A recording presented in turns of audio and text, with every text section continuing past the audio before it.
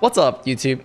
Little of you might notice, but I actually work in a game studio, which means I actually have some amount of experience when it comes to how to make a good level. So that's what we're going to be talking about today.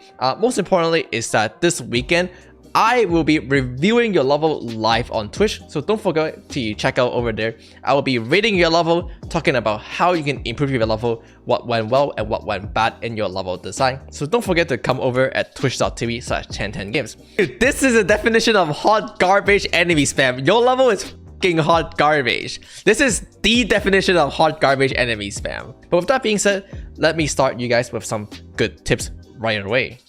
So let's talk about coin. I think coin is one of the most OP broken item when it comes to level design. A lot of people fall into this trap where they make their level having a coin requirement. In my opinion, this is the worst decision ever. Do not make your level with the obtain adventure coin requirement.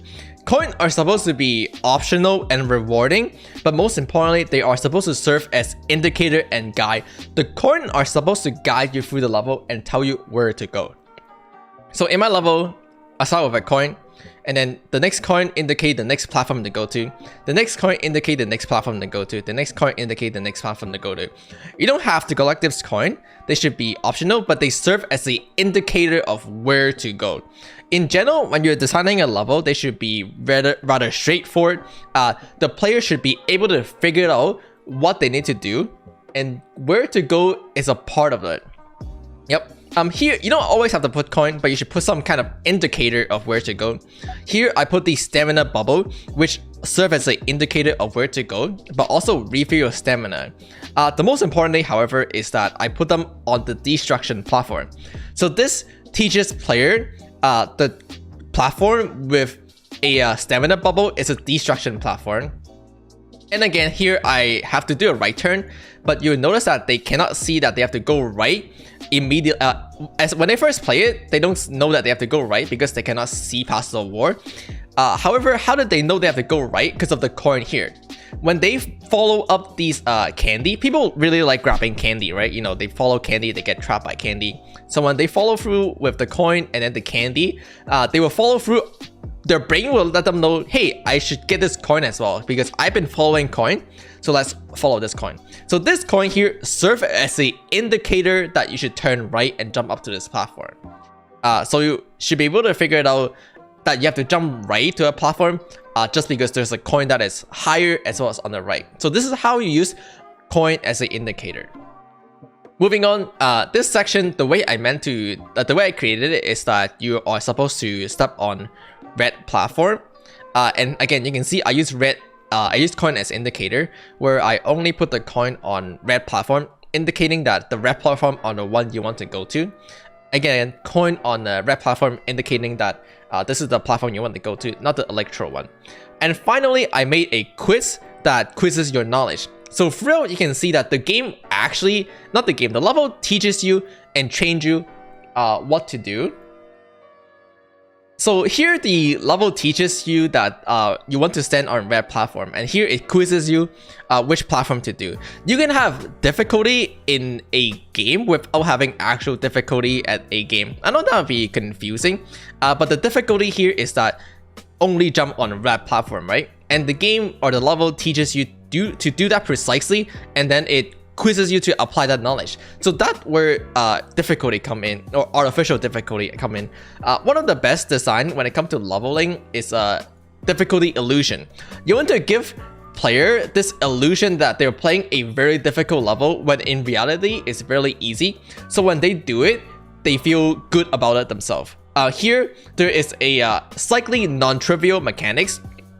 You don't just jump on, you don't know to jump on purple platform, or you don't know to jump on red platform at the beginning of the level. You didn't know about that.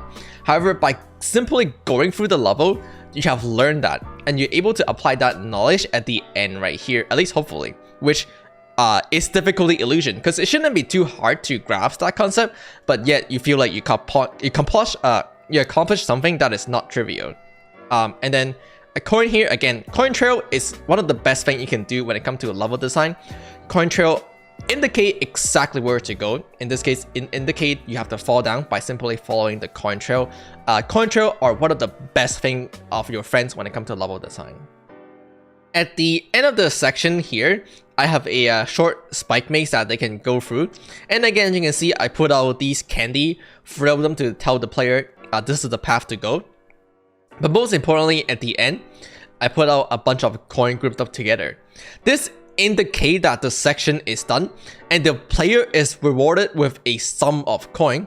You can just put a lot of coin here. They don't really serve any purposes, but when a player see a lot of coin, they'll know that this is the break point, is when the section ends, and they're rewarded with a good amount of coin, even though again they might be meaningless because they do not count toward the requirement, but they surely serve the purpose of indicating when something begin and when something end, and this indicate the player that, hey, here is when the section end, here is some nice reward for making it this far, and you can take a break. Coming into the second area, we start with a coin arrow indicating that the player should go up to this ramp, which again give you another coin. And you might be wondering, how did the player recognize that this is an arrow? The answer is they don't have to. Coming in, they'll see that there is more coin on the right and then on the left. So instinctively speaking, people want to be efficient. So they will simply start by collecting the coin on the left before moving on to the group with more coin. And by doing this process, they have moved toward the direction that I want them to move toward to. And then again, another coin here indicating that this is the direction they go. And a coin, more coin indicating that, hey, that is where you want to go next.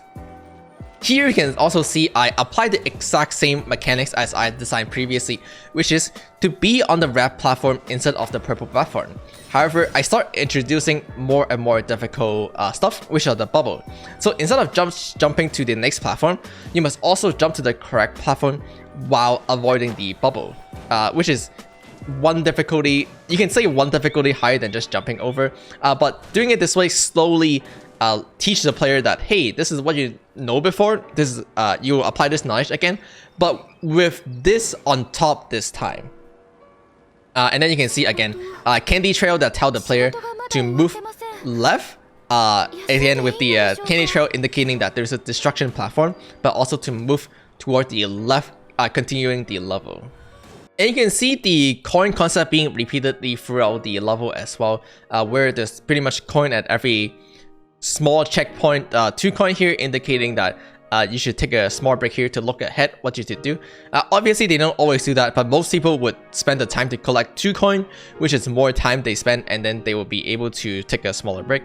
Coin to indicate to go up to this section, and again more coin. Again, none of these coins are mandatory, they are all optional. They're simply there to guide the player. They serve as indicator, not as a requirement. Because it surely feels bad to miss like 1 coin or 2 coin, and then you have to backtrack to find out which coin did you miss. I think backtracking is one of the worst things you can put into your level. If your level requires backtracking, it's probably not a good level. In general, levels should be somewhat linear. They don't always have to be straightforward, but they should be somewhat linear that the player can see clear progression. In this case, the player can see I have collected these coins here, I made it through that section. I collected the coin here, I made it through that section. There should always be a clear path to victory. The player should be able to tell that they are making progression. And backtracking just defeats that purpose, because when you backtrack, you lose progression. So it just doesn't make sense. I think the most common trap that people are making right now is they try to make these super high difficult complex level that take 500 IQ to play. Don't do that. Just make simple, straightforward, linear level. And you can still have high difficult level within those level design, but you really should making straightforward linear level. The number one factor that make people want to play your game over and over is they can see themselves making clear linear progression. You don't have to beat the level on the first try, but you should be able to make obvious progression. Maybe you got 5% this time, maybe you got 10% next time, but you can see that yourself is making progression, and you'll be like, hey, maybe the next time I can get further, let me try again.